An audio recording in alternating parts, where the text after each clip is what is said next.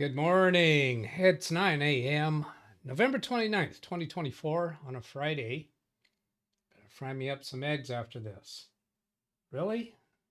No, I just want to say something about fry. There's my audio confirmation. I better get Baby Beast ready. I still got Baby Beast looking at a client's computer. It's a new computer, one of these B-Link N100s. Where I have that computer now set up in their office at a non-user's desk. Well, it's a user desk, but she's out on maternity leave. And this morning, about an hour ago, I was on the phone with a technician not from France. He's in France right now. He's normally in Bend, Oregon, is his home in the States. And he was installing his vertical market software onto this N100 B-Link computer. I didn't tell him it's an N100 B-Link computer. After it was done, I told him, hey, this is a super low-end computer. Did it feel slow to you? He said, no. He sounded surprised. I have a different microphone set up today. So I need to have you let me know, is it sounding okay? It's the same microphone. It's just, you notice I'm standing now. I am going to show you this setup. See, here's the microphone now, and it's right here at mouth level, but it's just barely out of frame. Yes, affirmative. It's just barely out of frame. Selden says it's okay here. I think my voice will probably vary a lot as I turn a little bit away from the mic or turn this way where I'm kind of at a 15-degree angle.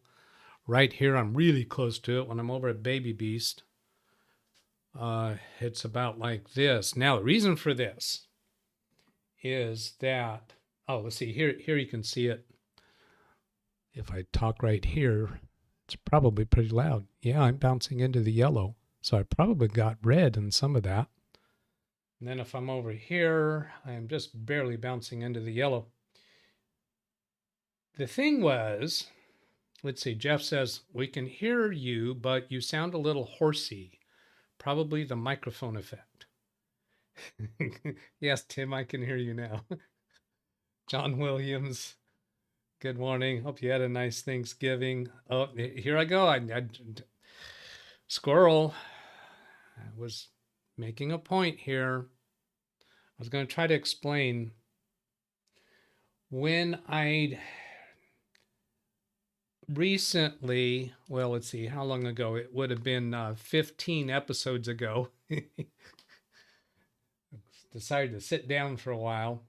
I had to change this microphone because it's mounted from the ceiling. In order to do the show, I had to add this extension. So in the past, when I was standing, this whole extension was not here and the microphone was attached up here, and the microphone was positioned over here so that when I'm looking towards the camera, the microphone's right in front of me, but it would have been higher, a little bit above eye level. This doesn't work here because the microphone's like right here, and it's hard to even see what's on the monitor. So I'll leave it over here to test for this episode, and I'll play it back and see what I think. See, right here, the microphone's just barely out of frame. Okay, enough on that. Squirrel. I think Brian Lightfoot gave me some jokes. Mike sounds very rich and more bassy when you're close to it. Yeah, that's a very normal thing with microphones. When you get close to it, you can get that radio personality tone to it. And did a typo correction there. Would have guessed he mounted mic boom arm to the desk. No, I every time that I do that, the mic would just pick up too much desk noise. If it was mounted to anything connected to the desk, it was really annoying. You a motorized standing desk setup? Yes. Yes, I put it together. I got the desk from an office supply store, and I bought the mechanism, the stand that it's on, and that is electric struts that it goes up and down. And one of my trailers actually shows more about that. I don't mind seeing the microphone in the camera shot. Kind of makes you look like a broadcaster, but it's the way. But if it's in the way of your monitors, that has the potential to be an issue. Yeah, I was kind of playing around with that a little bit, but this is the way I'm testing it for today. I actually might go to that. I watched Kerry's show last night about Big Beast and Baby Beast builds. Oh yeah, he's been running some old shows, replaying them as live. So I'm guessing that's probably what you saw last night. Awesome. Glad to know that he played those. I think an overhead microphone is probably your best option, but you need to get the right type of microphone for that collection of sound.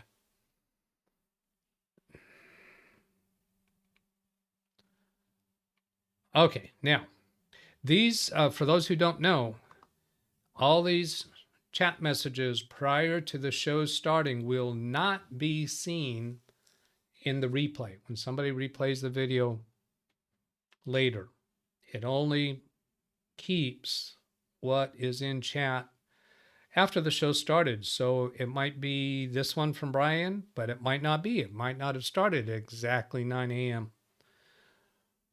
These should be safe to be in, but we can't tell how many seconds went by. So let's say hello to these people before they disappear. Tim Cruz, 8:32 a.m. this my time, so 28 minutes before showtime, getting ready for work. Hello, Rick Lakes, Alice, Martin Hogg from Scotland. I have no idea how good of a Scotland pronunciation that was. I totally butcher impressions of other accents. See, Alice, Rick, Jeff, Brian Lightfoot. Here we go. Here we go.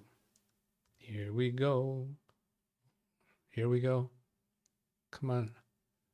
No, that's a different. The words on that song are different.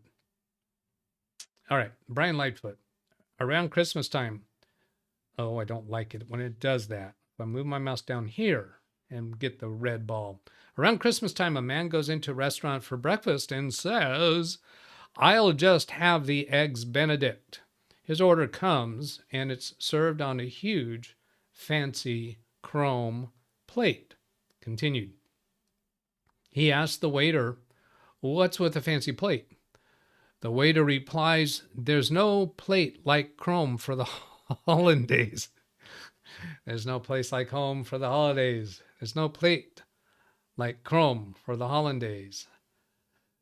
I'll just have the eggs Benedict. Now, does that have anything to do at all with eggs Benedict? I don't see that. His order comes and served on a huge fancy chrome plate. What's with the fancy plate? I get the connection to there's no place like home for the holidays. Around Christmas time was the only association to this. I don't think it's got anything to do with eggs Benedict. Did I miss something there? Is there something I don't know culturally about eggs Benedict? Good one, but groan from Jeff. If I had all of my memes set up on my buttons, I could do a groan button for that, but I don't have that one. Sheldon, Brian, Rick, SpeakerBot, or DougBot. Sorry, I said your name wrong, DougBot. I caught a little of your Kerry Holzman experience. Was that recorded before yesterday? Oh yeah, that was like a couple years ago. If you look at if you go to the beginning of the show, he pretty regularly gives the date, and that's why we do this. Somebody made the comment recently. They were poking fun at me for saying the date at the beginning of the show. It's not for you. It's not for you good people who are watching live. It's for the other people that watch later on replay. But I think you knew that already. whoever that was that had made that comment. If somebody says it was me, then I'll know that whoever says it was me, they're referring to that comment that they made on a video. I don't think I ever read it on a show. It's okay here. You sound fine as long as you're facing the mic. Oh, Forbin Colossus, Tim Sowell. Try to pick up some names that I didn't call out yet. Oh, it's jumping all around. Get your finger off of the scroll wheel, would ya? I would have guessed you mounted the, let's see, got that already, got that already. Got that already, got that already. All right. Try a clip-on radio. No, I do not like the clip-on mics at all. I do not like anything that I have to manage the batteries.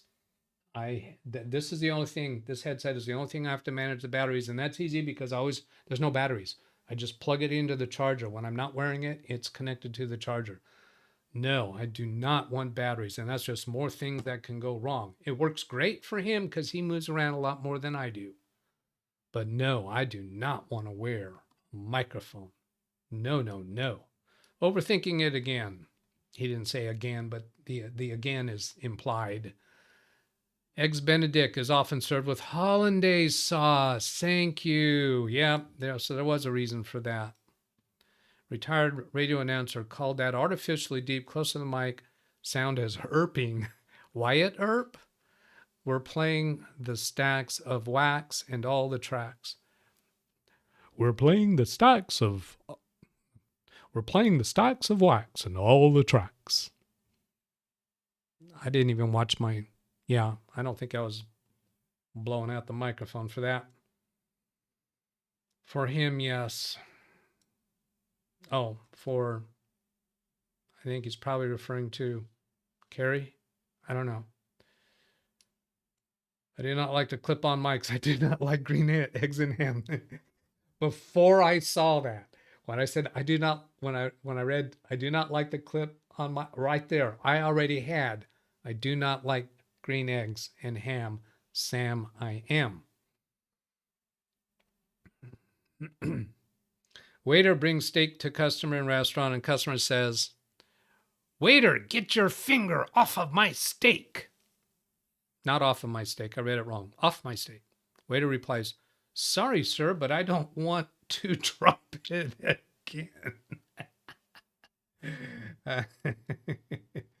Oh, very good. Very good. Very good. Oh, I've got to go bring up an email that came in just before showtime, coincidentally, from Martin Hogg.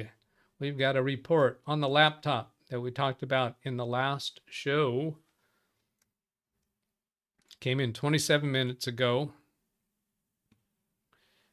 Hi, Doug. Sorry for being late with this. Let me remind you, this is the laptop that an elderly woman client of his, I'm going to call her a client, said she couldn't shut her computer down, her laptop down. So what she did is unplugged it from power and wore the battery all the way down to where it died. And then after that, it would not turn on. It said no bootable media or insert boot media, something like that. Now, one thing that I don't think we know, did she regularly shut that computer down, or had it been on for a long, long time? That question could be of significance in relation to what he reports to us now. Hi, Doug. Sorry for being late with this. Acer laptop now has fresh copy Windows 10 Home and fully updated. When I read that, I go, oh, well, wait, that wasn't the objective. You didn't need to update it to do what we were talking about doing, but there's more to the story here. Just wait, just you wait. Just still needs bloatware removed, etc., but was not straightforward. So I'm going to guess, I think what he means by not straightforward is it wasn't a simple installation, and you're going to see that in here. All attempts, every single last one of those attempts, doing backups failed due to badly corrupted files. What we had recommended, suggested, is use the Zavi-Manor method. Yeah, that's going to stick. Where you do an image backup of the entire drive, then do a fresh install Windows 10 on the drive and then restore just the C drive to fix boot device not detected as a possible fix for it. It failed because of badly corrupted files. Extracted the SSD, for those of you who don't know, that means he removed it from the laptop. Removed the laptop and copied most of the user data to another external drive. The SSD would not format clean using Windows, but used Linux to format. I wonder, what if did you try with Windows doing the what do we call it? What do they call it? What does Windows call it? If I come up here to some random drive and go to format, oh no, is he going to accidentally reformat his drive during the show? Remove the quick format button so it does a full format, so it would more deeply reformat the drive. Would that work in Windows? So he used Linux. So I would think that Linux would do it because Linux is going to completely ignore or overwrite the Windows format. Whereas if you're doing a quick format within Windows, it might fail, but removing that quick format selection might have worked. So I'm curious to see if he tells us whether he had tried that or not. Windows installation media on USB would not installed as not detected. Now I think I can rewrite this. Windows installation media on USB would not install since it was not detected. Now I don't think he ever answered whether he went into BIOS, went to the exit menu and selected the boot override option from there, because I've seen many instances, just yesterday actually, where that works when using your function keys or even doing advanced startup and selecting USB device will not work. However, made CD top of boot order in BIOS and successfully installed Windows 10 22H2 on a CD. Way to go, way to work around a problem. So installed 22H2 on a CD.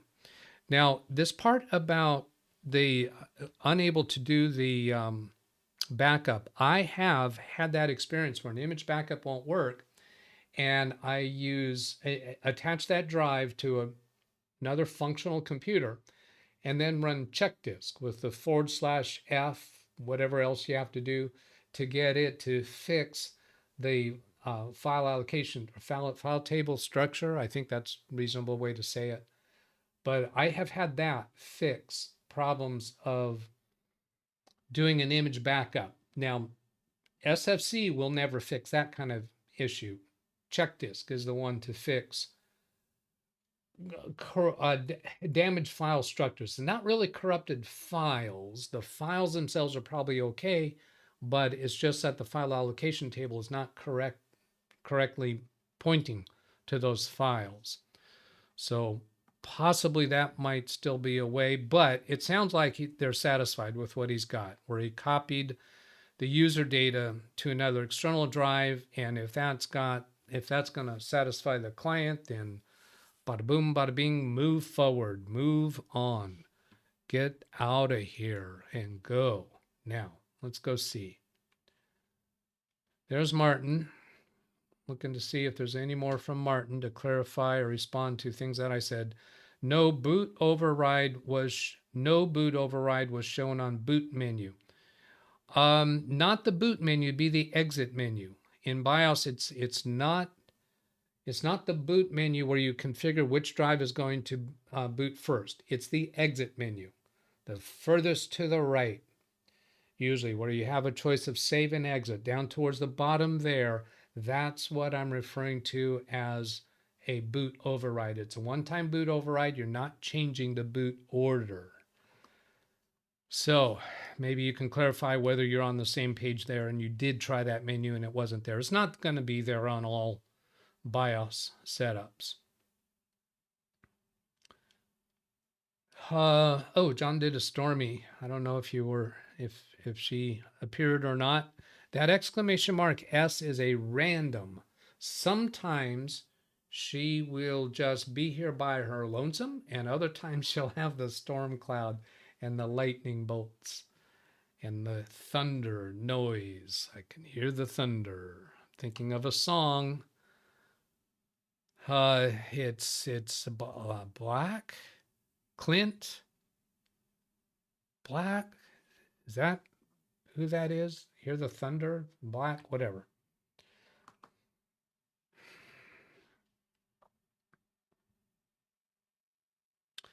Disk part and clean. Yeah, you could call up disk part and do the clean. That'll totally wipe out what's on that drive so that you could then do a good clean format. And a few people were putting that in. Yes, absolutely. That and actually that's better. That's better than removing that check mark about quick format, because when you remove that check mark for quick format, it takes a very, very long time. It's faster to do disk part and then the clean command. That's definitely a better way to go. All right, how are we doing? It is 9:21. Are there any questions in chat? Anybody having technical issues? Because that always needs to be the priority during this show. I've been kind of skipping around, but if you do have a question about an issue that you're experiencing with a computer, whether it's your own or a client or whatever, it's best to ask that early in chat.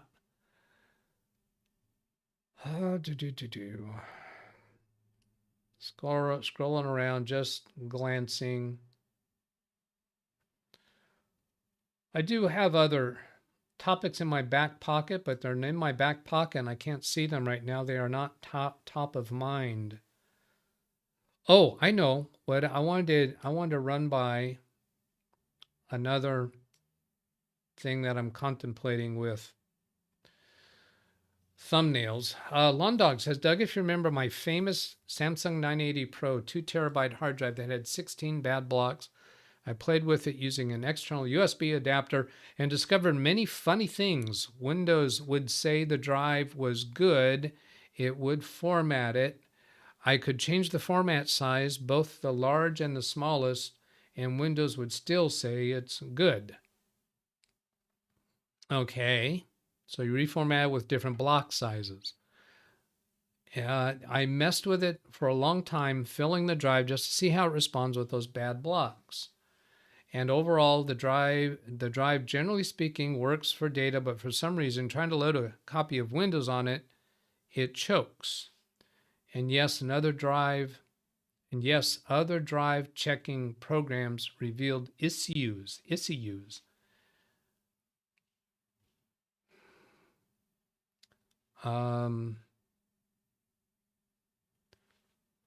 Where did I go?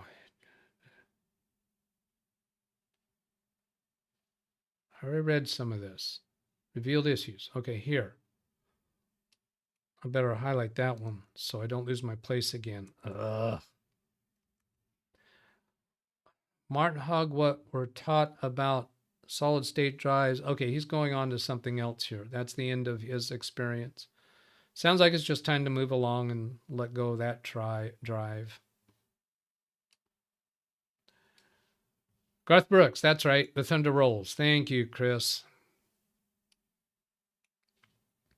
We had a radio station here that was all Garth Brooks, nothing but Garth Brooks songs, 24/7. I got really hooked on that radio station for quite a long time. That was like, that would have been 1993, 92. I remember that because of the house we lived in at that time.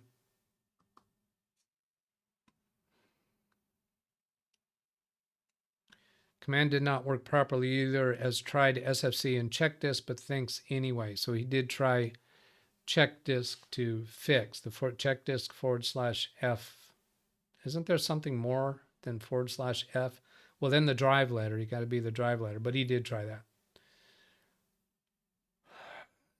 Toe or fingernails? I got no idea what you're referring to there. Okay, so yeah, show name and thumbnail. I got this bright idea way early morning today. A lot of times I'll wake up in the middle of the night and my mind's just completely on show stuff. So then I wind up getting up and go do something here in the studio.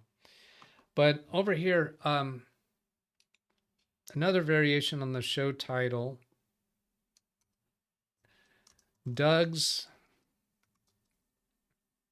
IT support group, like a support group for, Alcoholics Anonymous or something like that. Do we call them IT Techs Anonymous? No, that doesn't work because you're not all anonymous. Alternating with Doug's help desk. So the idea there is that the title of the show would be Doug's Help Desk Wednesday, number 9. And then the next day is going to be number 10, but the title might be Doug's IT Support Group.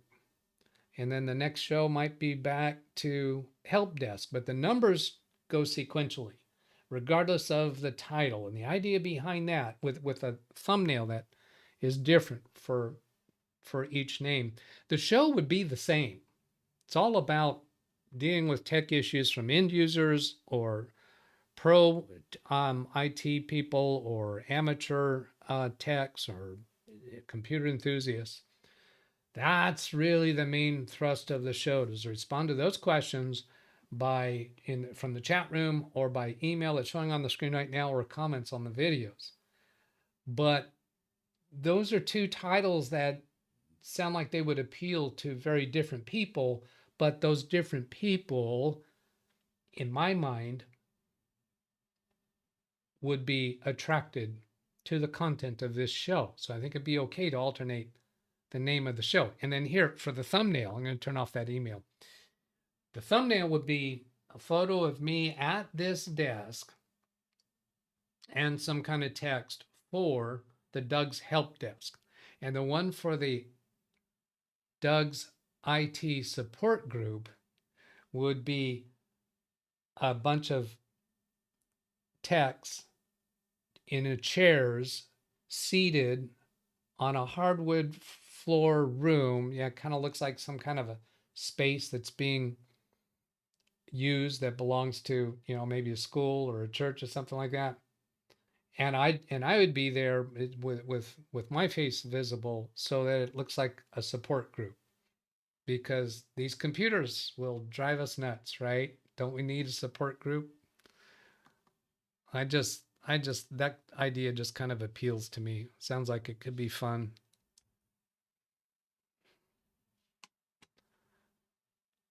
Pirate radio station. No. It was a major radio station in Fresburg. And now there was nothing pirate or bootleg about it. It was their business model. It was at a time when Garth Brooks was super popular. Check disk /R is better and longer. The /F does less intensive repair. That sounds vaguely familiar. I can't say that I'm an expert with check disk. I'd probably go look up parameters anytime that I do it. Scanning through that because this is not actually adding anything. That's just jibber jabber. And Lawn Dog knows that I think he takes that good naturedly, but it's not really adding anything to the conversation. Martin to Greg, tried that, but it failed, saying the drive was locked. Thanks anyway. So what was Greg saying? Oh, so Martin tried check disk /R, saying the drive was locked. Wow, that is so weird that drive had such problems. Now, what I was saying about, was this, Martin, I haven't seen the response. If I missed it, just go ahead and put it again. and maybe you don't know the answer to that. If she left this computer on 24/7 and did not discover it would not shut down until for some reason she wanted to do that. If it was on 24/7, it could be that the problem with this drive has not been discovered because she hadn't restarted it for a long time. So that would mean that it might not have been the experience of shutting it down or unplugging it and wearing the battery all the way down. That might not have been the source of the damage. It might have already been damaged and not had been discovered because she just never restarts it. So, Martin, I'm eager to see your response to that question. Oh yeah, I feel real comfortable telling people that I'm part of a support group for non-normals. I think that is a sarcasm, right? He doesn't feel comfortable with it. I would actually kind of brag about that because, and I have done that in my conversations with the clients, because I come across things that are difficult to deal with. I had a client just 2 days ago. A problem with one of her board members wanted her name changed in the email distribution list. So this email distribution list is part of the Microsoft 365 domain for this company. The board members don't have company email addresses. The board members are a little bit removed from the day-to-day operations. They don't have internal email addresses. So Microsoft 365, there's some strange nuances about how that works, but distribution lists cannot be created by the end user. Now, I think there may be some adjustment where it can fix that, but by default, apparently, the end user cannot create distribution groups. So I had created the distribution group a couple of years ago, email distribution group, and this board member wanted her name changed. She wanted to get her maiden name into it. It has to do with keeping the memory of her recently departed father alive. And it was difficult. I had my client on the phone with me, connected remotely to her computer, and she saw the struggles I was going through. And I let my clients know and see when I'm experiencing frustration, because the powers that be out there, Microsoft in this case, can design things in a way that are difficult to figure out. And I explain that is because they are designing these things so that they can accommodate the very most sophisticated, complex corporate environment that would use their products. Well, that means for a small company, you still got to deal with all of those complex hurdles to jump through. Well, here's what was going on. I changed the name in the distribution list. That wasn't all that difficult to do, but it didn't take. When she created a new email using that distribution list, it still showed the old way. Now, this client had 2 different email accounts that she was using. One was her account, the other was the prior administrator's account. So I went to look for those. I went to look to see if there were emails that was in the inbox that it was pulling up from, trying to figure out where is this getting this old version of the name from. And sometimes when we do an email directly to that person, it would come up correctly. When we go to the distribution list and expand the distribution list, it looked correct for the email address, but when you float the mouse over, it would show the name incorrectly. What I eventually figured out is that there is a setting in Outlook, and Microsoft has changed where you go in Outlook to find this. There is a setting for the end user's Outlook where you can tell it what address list to look at first. Well, on this desktop computer that never travels, is always connected to the network, the first address list for it to look at was I'm looking to see if anybody's already put this in chat. if you've already guessed what it is. Should I give you a minute for some of you to guess what the problem was? It had to do with the order of the email the order of the contact address books. I'm not quite saying that right. Martin Dog. I'm sorry, Dave. Let's see. I'm sorry, Dave. I don't have that information. I told you I'm not good with impersonations, but I can change my voice. No, I'm not seeing anybody coming up with that. So what it was is the first address book to look at was called the offline address book. And then the next one is, I think it's offline company address book and then company address book. So I deleted the entry for offline address book. There is no reason ever for this computer to be using an offline address book. Now, for each of the 2 email accounts that Outlook was configured for, it had an offline address book. So I deleted the offline address book for both of those accounts.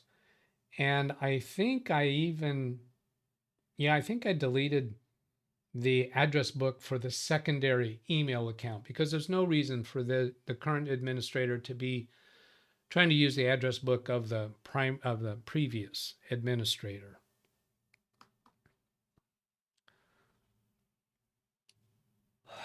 Jim, again, I'm convinced that I don't do enough things with my computer to have these issues.